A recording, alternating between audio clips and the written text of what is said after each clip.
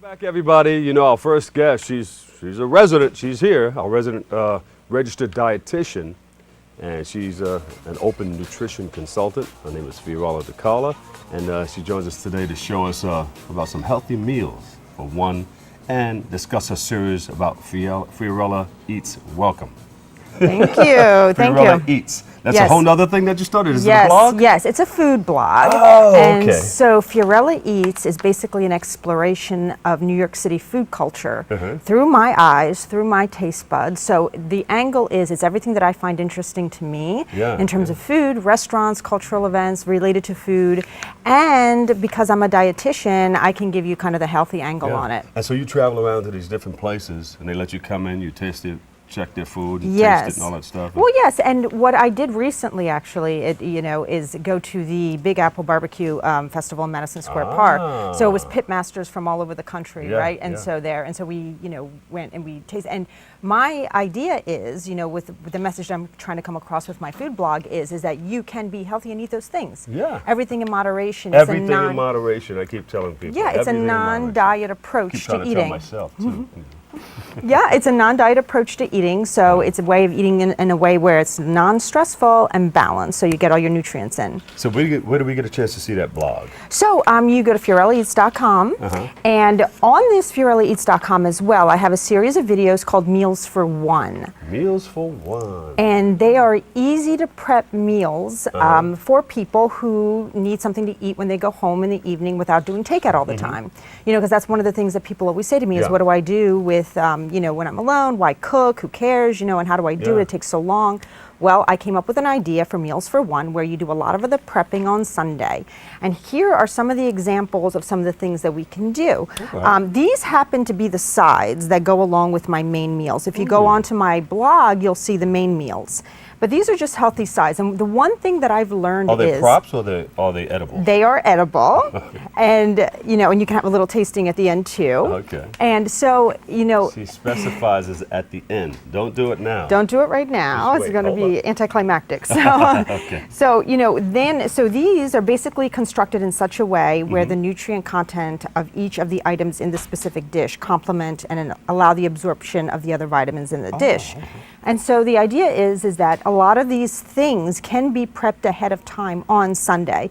So that when you come home from work, you can just pull out the things that have been prepped. Maybe all you need to do is heat up your protein, for example, and you just set your plate.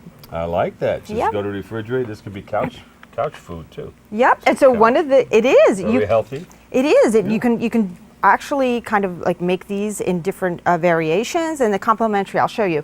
This, for example, is something that's very, very simple to do ahead of time, right? You pick an hour on Sunday and you get your favorite vegetables. This happens to be a bunch of cruciferous vegetables and eggplant, cauliflower, and mushrooms. You get whatever you want. And the thing is what I've learned is that people are not going to eat it unless it tastes good.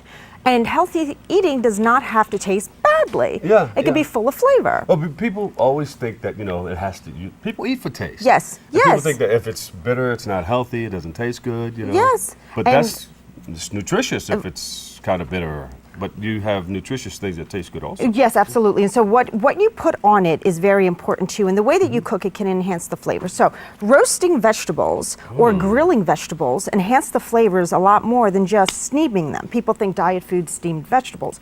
There's literally no reason for you to have steamed vegetables when you're eating well. So what I have here is I have some grilled vegetables that I've done ahead of time on Sunday, or roasted as well, very quickly in the oven, 400 degrees for about 10 minutes. That's it. Because you don't want to kill all the nutrients in it. Yep, that's right. And they're all intact, the nutrients here, because it's a slow cook, fast cook. And so you just basically, when you're done with it, you can dress it in any way you want, like you would a salad with a little bit of Parmesan cheese as well. Right? So there you go. You have a different tasty Wonderful. side. How healthy is that? What are the vitamins in? Oh, this is amazing. These are all antioxidants, right? Full of fiber, which we need for lowered cholesterol and, being healthy and weight maintenance. And it's a flushing. Right, a little bit of a flushing action going on, absolutely. Fiber's my friend. And what we have here too now is a grain medley with some peanuts and cranberry. So a grain doesn't have to be boring, right? Particularly this grain, which is quinoa, which is a high protein grain, which is really good for you. And here, what you want to do is jazz it up a little bit. Roast your nuts ahead of time. Just sprinkle them on. It enhances the flavor of the meal. And then you have some sweetness added to it too. There you go. And it's a wonderful way to get back into eating microbiotically because the grains, we used to eat grains back in the day, but now we eat the grains to the animals and we eat the animals. And so in this case, this is a high fiber food with a lot of B vitamins. And so it's really, and it's also keeps you fuller longer because it's high in protein.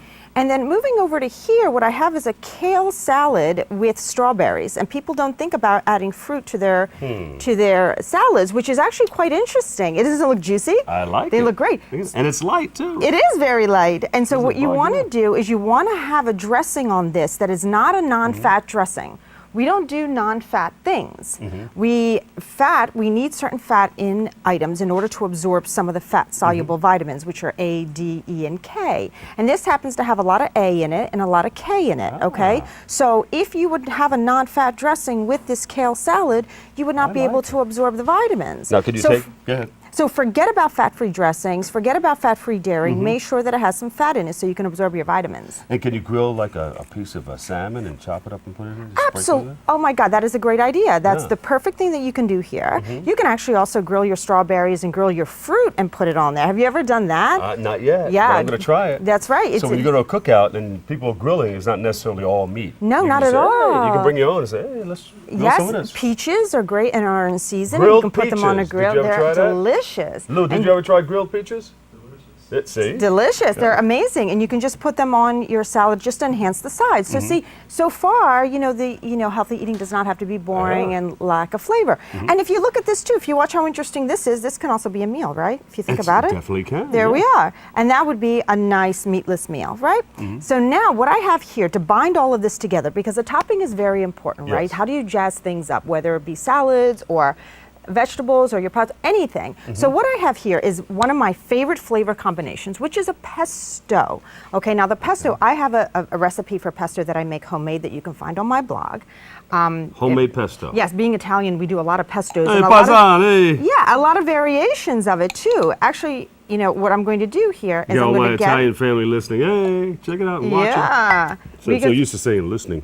Well, yeah, I mean, the Mediterranean diet has a lot of medicinal effects. Studies show that there's so many medicinal anti-inflammatory, longevity-inducing effects to the meals And there. when the body's inflamed, it causes a lot of problems. Yes, absolutely, absolutely. And so here, anti-inflammatory. Way to go. it is. And here, so we have a lot of omega-3s, which are anti-inflammatory. I have some avocados crushed in here that I did ahead of time with some lemon juice, Put a right? little squeeze of lemon in there? Yes. Yeah. And What does the lemon do? The lemon is enhancing all of the flavor. First of all, it enhances the flavor, but then it also, the exorbic acid in the lemon enhances all of the vitamins and the rest of this stuff And also in the keeps pesto. this from turning brown. It's absolutely right. See, now we've done this long enough so you to know that that's what it does. And so you squeeze a little more, right, for some freshness there.